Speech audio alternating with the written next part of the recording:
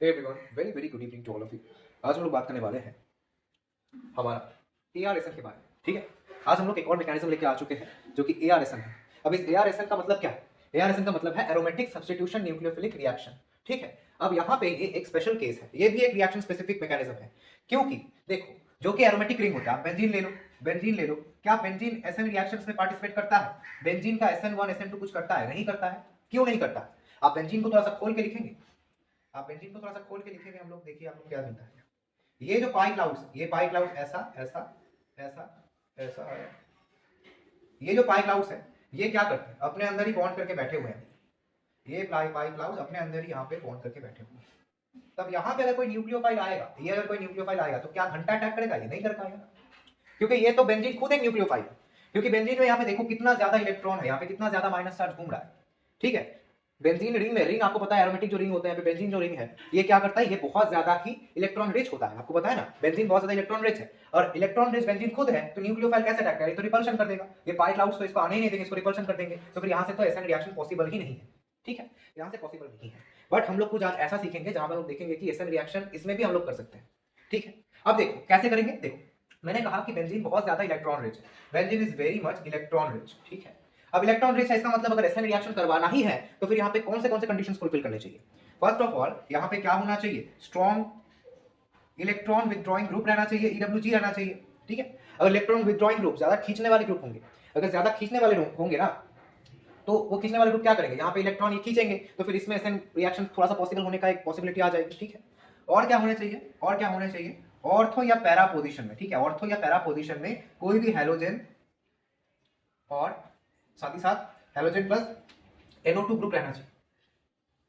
आपको पता है हैलोजन का माइनस आई इफेक्ट है, ये सॉरी, हैलोजन के पास माइनस आई इफेक्ट है और NO2 के पास क्या है? माइनस आर बार या फिर माइनस एम इफेक्ट है ना, तो दोनों ही खींचेंगे। तो अगर ये दोनों कंडीशंस फुलफिल हो गए तो फिर यहाँ पे एरोमेटिक रिंग में भी एसएन रिएक्शन पॉसिबल होगा।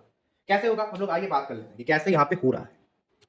नाउ यू कैन सी, यहाँ पे हमने 3 एग्जांपल्स देखे। पहले एग्जांपल्स को समझते हैं, उसके बाद हम लोग मेन रिएक्शन मैकेनिज्म में आएंगे। अब देखो यहाँ पे ध्यान से देखना। ठीक है, यहाँ पे देखो Cl है और पैरा पोजीशन में NO2 है, यहाँ पे ऑर्थो पैरा में है, यहाँ पे 2 ऑर्थो और 1 पैरा में है।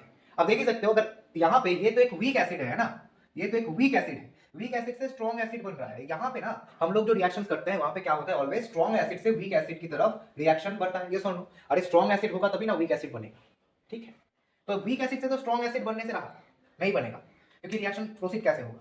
बट इस रिएक्शन को प्रोसीड करने के लिए हमको क्या करना पड़ता है? इस रिएक्शन को प्रोसीड करने के लिए यहाँ पे हाई कंसंट्रेशन ऑफ बेस रखना पड़ता है। देख सकते हैं OH माइनस है और pH 14 है, मतलब बहुत ही ज्यादा बेस का कंसंट्रेशन रखना पड़ेगा, और साथ ही साथ टेम्परेचर भी बहुत हाई रखना पड़ेगा। देख ही सकते हो यहाँ पे, देखो इसी वजह से इस रिएक्शन को हम लोग प्रोसीड करवाता है। पर अब देखो यहाँ पे ऑर्थो और पैरा में NO2 लगा दिया है, यानी खींचने वाले ग्रुप ज्यादा लगा दिए हैं, तो pH भी घट गया है, टेम्परेचर भी घट गया। यहाँ पे ये हमको स्टिफनिक एसिड बनता हुआ दिख रहा है। ठीक है, इसको बोलते हैं स्टिफनिक एसिड, स्टिफनिक एसिड बनता हुआ दिख रहा है। अब यहाँ पे देखो, यहाँ पे हमने क्या कर दिया है? यहाँ पे ऑर्थो और पैरा में, दोनों ऑर्थो और पैरा में हमने NO2 लगा दिया, यानी खींचने वाले ग्रुप और बढ़ा दिए। तो यहाँ पे देखो pH 7 हो गया और मात्र 40 डिग्री सेंटीग्रेड में ही रिएक्शन फॉरवर्ड जा रहा है। फिर यहाँ पे हमारा 2,4,6 ट्राइनाइट्रोफेनॉल तैयार हो रहा है। क्या तैयार हो रहा है? 2,4,6 ट्राइनाइट्रोफेनॉल, इसको हम लोग बोलते हैं पिक्रिक एसिड। ठीक है, पिक्रिक एसिड ये बहुत ही बढ़िया एसिडिक है, ये बहुत ही धांसू एसिडिक है। इसका पीके वैल्यू कितना है पता है आपको? इसका पीके वैल्यू है 0.5, यानी बहुत बढ़िया एसिडिक है। तो ये तो बड़ा स्ट्रॉन्ग एसिड है। ठीक है, तो समझ रहे हो, यहाँ से हम लोग रिएक्शन करवा रहे हैं, तो सभी ये एसएन पाथ में ही हो रहा है। अब ये कैसे हो रहा है हम लोग इसका मैकेनिज्म थोड़ा सा देख लेते हैं। ठीक है, इसका मैकेनिज्म थोड़ा सा हम लोग एक्सप्लोर करते हैं।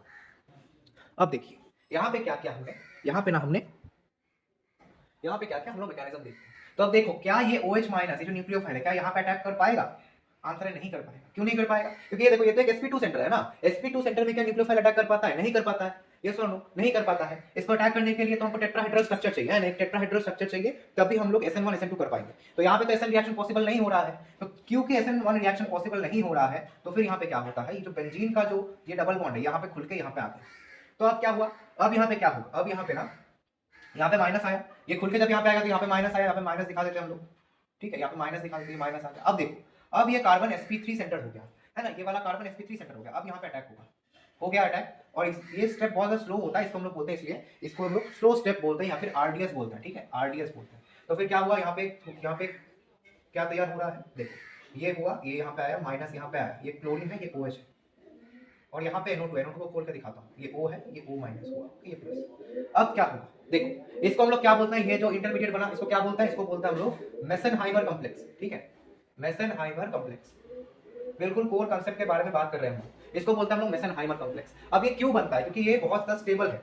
ये माइनस तो आ गया, आप तो बोलोगे कार्बन के ऊपर माइनस, ये तो अनस्टेबल है, बट यहाँ पे देखो ये माइनस को क्लोरीन खींच रहा है, एक तो क्लोरीन का माइनस है इसको खींच रहा है, दूसरी ओर ये जो है ना ये यहाँ पे रेजोनेंस कर सकता है, ये रेजोनेंस करके यहाँ पे रेजोनेंस कर सकता है, तो रेजोनेंस करके भी स्टेबिलिटी इसको मिल रही है, रेजोनेंस करके भी इसको एक्स्ट्रा स्टेबिलिटी मिल जाएगी। ये देखो NO माइनस, यहाँ पे भी O माइनस, यहाँ पे प्लस, ठीक है, और यहाँ पे ऊपर आया Cl, यहाँ पे आया OH, ठीक है, ये हम लोग स्टेबिलिटी, एक्स्ट्रा स्टेबिलिटी यहाँ पे हमको मिलेगी। ओके, सही बात है। चलो अब क्या होता है, अब यहाँ पे ना, अब यहाँ पे देखो ये जो माइनस है ये यहाँ पे इसका बॉन्ड बना देता है फिर से, मतलब एरोमेटिसिटी तो फिर से आ जाएगी यहाँ पे, है ना। अगर ये माइनस यहाँ पे फिर से बॉन्ड बनाएगा तो एरोमेटिसिटी फिर आएगी, और कार्बन के तो 5 हाथ नहीं हो सकते, तो ये क्या करेगा, इस क्लोरीन को लिविंग ग्रुप की तरह निकाल देगा। तो फिर यहाँ पे क्या बनेगा आपका फाइनल कंपाउंड, यस यहाँ पे हमको OH देखने को मिलने वाला है, ठीक है। तो टोटल रिएक्शन क्या हुआ, टोटल रिएक्शन में हम लोग सब्स्टिट्यूशन करें, है ना, यहाँ पे Cl की जगह OH लगा दिया, सब्स्टिट्यूशन हुआ, और यहाँ पे एरोमेटिक सब्स्टिट्यूशन हो गया, ठीक है। तो ARSN पूरा समझ में आया होगा आपको। अब यहाँ पे देखो इस ARSN को ही SNAE बुलाया जाता है। क्यों SNAE बोलते हैं? बिकॉज यहाँ पे देखो फर्स्ट ऑफ ऑल यहाँ पे OH आया यानी एडिशन हुआ, फर्स्ट ऑफ ऑल तो एडिशन हुआ, उसके बाद यहाँ पे Cl निकला तो यहाँ पे क्या हुआ, एलिमिनेशन हो गया, है ना। तो पहले एडिशन हो रहा है उसके बाद एलिमिनेशन हो रहा है, इसलिए हम लोग क्या बोल रहे हैं, ARSN को SNAE बोल रहे हैं, यस और नो, ARSN को SNAE बोल रहे हैं। पूरा डिपेंड करता है मेसेनहाइमर कॉम्प्लेक्स कितना ज्यादा स्टेबल हो रहा है उसके ऊपर डिपेंड करेगा कि यहाँ का रेट कैसा होगा इस रिएक्शन का। तो इसीलिए बात कर लेते हैं रेट के बारे में, थोड़ा सा बात कर लेते हैं हम लोग। अब देखो, अब मैं आपको बता रहा हूँ कि यहाँ पे आपको मैंने 4 कंपाउंड देखने को मिल रहे हैं आपको, ठीक है।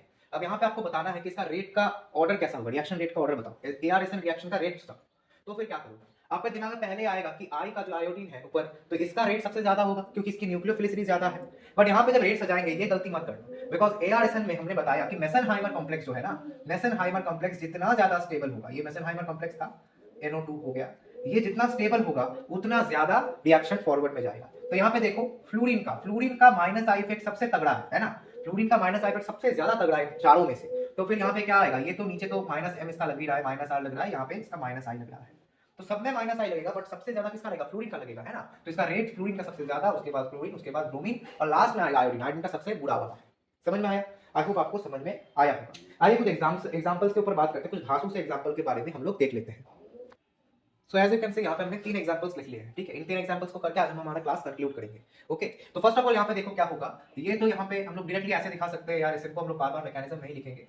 तो ये देखो ये क्या होगा, यहाँ पे OCH3 आ गया और नीचे NO2 आ गया, सही है। अब यहाँ पे देखो नेक्स्ट रिएक्शन, ये समझ में आया है आपको, ये तो बढ़िया आपका हो गया इजीली। नेक्स्ट में देखो यहाँ पे थोड़ा सा आपको घुमा के दिया गया, S2 माइनस दिया गया, NH2 माइनस, तो यहाँ पे S2 माइनस पहले यहाँ पे अटैक करेगा, यहाँ पे बेसिकली आपको 2 लगेंगे, यहाँ पे एक से काम नहीं चलेगा, तो एक तो लगा यहाँ पे S2 माइनस था, ठीक है, S2 माइनस था, तो यहाँ पे एक S माइनस रह गया, नीचे NO2 दे दिया आपने। एक और आपको ऐसा कंपाउंड लगेगा, एक और आपको सेम कंपाउंड लगेगा, यहाँ पे Cl आया, NO2 आ गया, ये यहाँ पे अटैक किया इसने, फिर यहाँ पे एक और बार ARSN होगा, और यहाँ पे आपका फाइनल कंपाउंड ऐसे तैयार हो जाएगा, ठीक है, ऐसे आपका कंपाउंड तैयार होगा। NO2 दे दिया, ऊपर यहाँ पे NO2 आया, यहाँ पे एरोमेटिसिटी, तो ये थायोईथर बन गया, है ना, काइंड ऑफ थायोईथर बना, यस और नो, यहाँ पे काइंड ऑफ थायोईथर बन गया। तो फिर क्योंकि S2 माइनस था इसीलिए हमने 2 कंपाउंड ऐसे ले लिए। ओके, अब आई होप आपको समझ में आया होगा कि कैसे हमने किया। फर्स्ट ऑफ ऑल यहाँ पे रिएक्ट किया, उसके बाद S माइनस तो रह गया बिकॉज S2 माइनस था ना, तो फिर यहाँ पे आया और यहाँ पे बाकी का रिएक्शन फॉरवर्ड क्या है, Na2 माइनस Na2S माइनस है, Na2S माइनस, आई थिंक यहाँ पे Na2 माइनस। ओके, अब देखो थर्ड में, देखो थर्ड में बहुत ज्यादा बढ़िया सा क्वेश्चन दिया गया है, ये बड़ा ही सुंदर सा क्वेश्चन है, क्योंकि यहाँ पे देखो आपको समझना चाहिए, ये तो अच्छा खासा मेसेनहाइमर कॉम्प्लेक्स का स्टेबल है, मैंने बताया सबसे स्टेबल यहाँ पे आपको ये मिलेगा, और सबसे बढ़िया ARSN इसमें देखने को मिलेगा, फ्लोरीन है, NO2 है, बढ़िया बात है। तो क्या ये रिएक्शन यहाँ से होगी? आंसर है नहीं। क्यों नहीं होगी? देखो टर्शियरी ब्यूटाइल ग्रुप 2 दिया गया है, ठीक है, TBU, टर्शियरी ब्यूटाइल बड़ा नोटिस है, ये ना हमेशा क्या करता है, ये हमेशा ही स्टेरिक हिंड्रेंस तैयार कर देता है। देखो इतना बड़ा सा ग्रुप यहाँ पे अटैक करेगा कैसे, ठीक है, स्टेरिक क्राउडिंग बहुत ज्यादा है यहाँ पे, ये देखो 2 बड़े बड़े ग्रुप है और ये खुद एक बड़ा कंपाउंड है, साथ साथ 2 बड़े बड़े ग्रुप है, तो स्टेरिक क्राउडिंग बहुत ज्यादा है, ये अटैक नहीं कर पाएगा यहाँ से। तो अब क्या होगा, क्या यहाँ पे रिएक्शन नहीं होगी? क्या यहाँ पे रिएक्शन, सॉरी ये NO2 नहीं है, ये NO2 नहीं रहेगा गलती से, तो क्या यहाँ पे ARSN नहीं होगा? आंसर है होगा। कैसे होगा मैं बताता हूँ तुमको, देखो अब अच्छे से देखना, ठीक है। ये ना क्या हो रहा है यहाँ पे, ये ऐसा ऐसा ऐसा, ठीक है, ऐसा है। अब यहाँ पे पहले तो यहाँ पे रेजो हुआ, ठीक है, रेजोनेंस हुआ, नीचे आया, पैरा में आया, क्योंकि ये जो फेनॉक्साइड आयन टाइप का बनाया, ये जो फेनॉक्साइड टाइप का आयन बनाया, ये ऑर्थो पैरा डायरेक्टिंग ग्रुप है, तो पैरा पोजीशन में ये आया, सबसे स्टेबल वाला कॉन्फिगरेशन होगा इसका। अब ये पैरा वाला पोजीशन क्या करेगा, यहाँ पे अटैक करेगा, क्योंकि यहाँ पे तो स्टेरिक क्राउडिंग नहीं है, नीचे तो स्टेरिक क्राउडिंग नहीं होगी ना, तो नीचे स्टेरिक क्राउडिंग नहीं आएगी, तो फिर क्या बनेगा हमारा कंपाउंड? आइए देख लेते हैं, कंपाउंड कुछ बनेगा ऐसा, नीचे तो स्टेरिक क्राउडिंग नहीं है, ऊपर यहाँ पे O आया, ये O आ गया, यहाँ पे आया ये, यहाँ पे आएगा ये, और यहाँ पे ना ये तो फ्लोरीन निकल जाएगा, ये मैं दिखा देता हूँ आपको। और यहाँ पे आया ऐसा, यहाँ पे आया NO2। अब क्या होगा, क्या यहाँ पे हम लोग छोड़ देंगे? आंसर है नहीं, क्योंकि ये तो कीटो फॉर्म में है, ये सॉल्व ये तो कीटो फॉर्म में होगा। अब यहाँ पे ना टॉटोमराइजेशन होगा। आपको टॉटोमर के बारे में अगर नहीं पता है तो फिर आपको अब सीख जाओगे, कोई बात नहीं, हम लोग वीडियोस लेके आएंगे। तो अभी क्या होता है, टॉटोमराइजेशन होता है। ये यहाँ पे आया, ये बॉन्ड यहाँ पे आया, ये ऊपर गया और ये ऊपर गया, तो फिर यहाँ पे टॉटोमर तैयार होते हैं। टॉटोमराइजेशन होके क्या बना, टॉटोमराइजेशन होके हमारा फाइनल कंपाउंड एरोमेटिसिटी वापस आई, ये OH आया नीचे, यहाँ पे बाकी का हमारा कंपाउंड हमने ऐसे लिखा NO2, और ये टर्शियरी ब्यूटाइल ग्रुप जैसे थे। तो फिर हमारा रिएक्शन कुछ इस बात से प्रोसीड करेगा। समझ में आया आपको? ये टॉटोमर बना, ठीक है, मतलब यहाँ पे तो O का माइनस आएगा। फर्स्ट ऑफ ऑल मैं थोड़ा सा आपको दिखा देता हूँ टॉटोमराइजेशन, अगर आपको पता नहीं है तो एरोमेटिसिटी तो वापस आएगी यहाँ पे, और O पे जो माइनस आया और यहाँ पे H+ निकल जाएगा, तो उसको पकड़ के ये OH बन जाएगा। समझ में आया? यहाँ से H+ निकलेगा और उस O माइनस वो H+ को पकड़ेगा, यहाँ पे OH बन जाएगा। ठीक है, समझ में आया टॉटोमराइजेशन कैसे हो रही है? अगर आपको टॉटोमराइजेशन नहीं पता है, नहीं समझ में आ रही, तो इतना समझो कि हमने कैसे यहाँ पे एरोमेटिसिटी को वापस लाया। ठीक है, समझ गए? ये उन बच्चों के लिए थोड़ा सा एडवांस जानना चाहते हैं, और भी एडवांस जानना चाहते हैं, जेईई एडवांस के लिए ये सारे कांसेप्ट्स आपको सीखने पड़ेंगे। समझ में आया? आई होप आज का क्लास आपको अच्छा लगा होगा। अगर अच्छा लगा है तो लाइक जरूर करना, चैनल पर नए हो तो सब्सक्राइब जरूर से कर देना, जिससे कि ऐसे ही वीडियोस आपको और ही पता चले। नेक्स्ट क्लास में हम लोग क्या सीखेंगे? नेक्स्ट क्लास में हम लोग E1CP मैकेनिज्म सीखेंगे, जो कि एक रेयर मैकेनिज्म है। बहुत ही कम रिएक्शंस में E1CP आपको देखने को मिलेगा, वो भी एक बीटा एलिमिनेशन टाइप का रिएक्शन होगा, और वहां पे हम लोग देखेंगे कि कैसे कैसे लेवल्स हम लोग एक्सप्लोर कर पाएंगे। ठीक है, बहुत ही बढ़िया मैकेनिज्म है। आई होप आज की वीडियो आपको काफी मजा आया होगा। ठीक है, मिलते हैं बहुत जल्दी आपसे नेक्स्ट वीडियो में। Thank you very much.